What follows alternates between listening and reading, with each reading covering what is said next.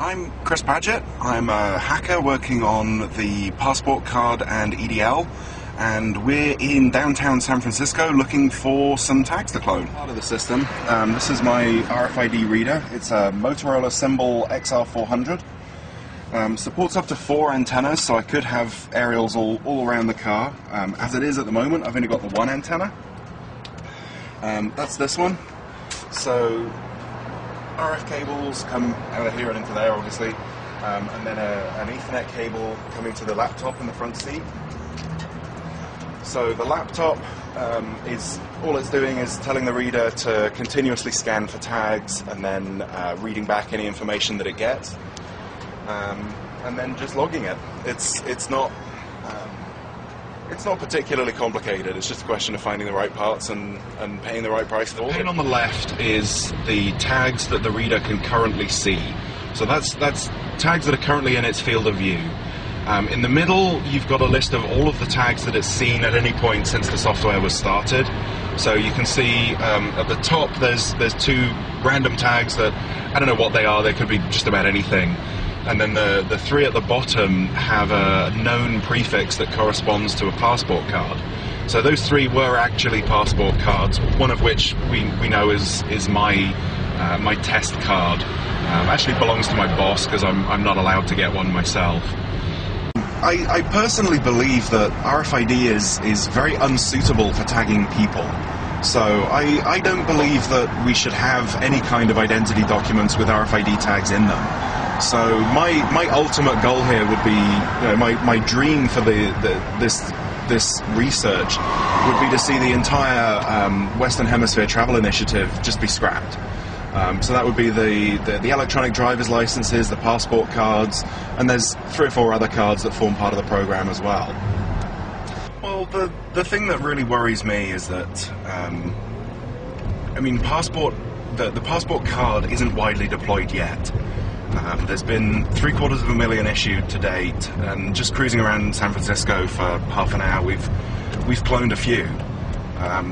So as this technology becomes wider used and as it becomes deployed in EDL as well, the prevalence of these tags is going to get higher, and there's going to be more people carrying them, and probably just as few people who actually realize that this thing is in their pocket and is available to be queried by anyone with a suitable reader.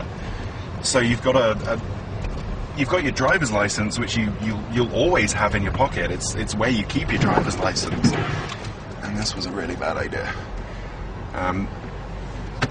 So yeah, you've got your passport card in your pocket, and you don't shield that. So why would you shield your driver's license? And then you've got potentially everyone walking around with driver's licenses in their pockets that can be tracked. So it really does facilitate very wide scale and very long range tracking of people. The other thing that you can do is if you combine the reader that I've got at a choke point, like a doorway, with another kind of RFID reader, one that reads credit cards, say, you can correlate the ID number that you get from the passport card with the identity that you can retrieve from the credit cards.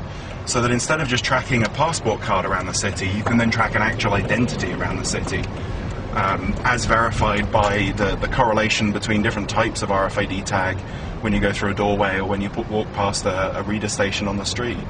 The tags in use support, they have a kill code and a lock code. So the lock code prevents you from changing the ID number in the tag, and the kill code can be used to disable the tag. It'll make it kind of self-destruct. So at the moment, as far as I'm aware, the only verification that's being done with this system is the actual ID number. And it's trivial to program a new ID number into a blank tag that you could have harvested on the street or just plucked out of thin air. What they could do is they could also verify the kill code and the lock code are set correctly.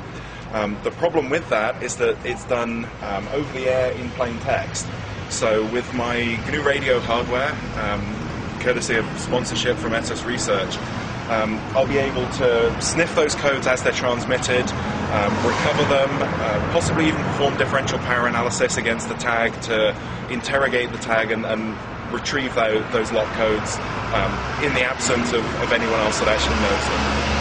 So in theory, they could put in some more protections. In practice, they won't last very long if they do.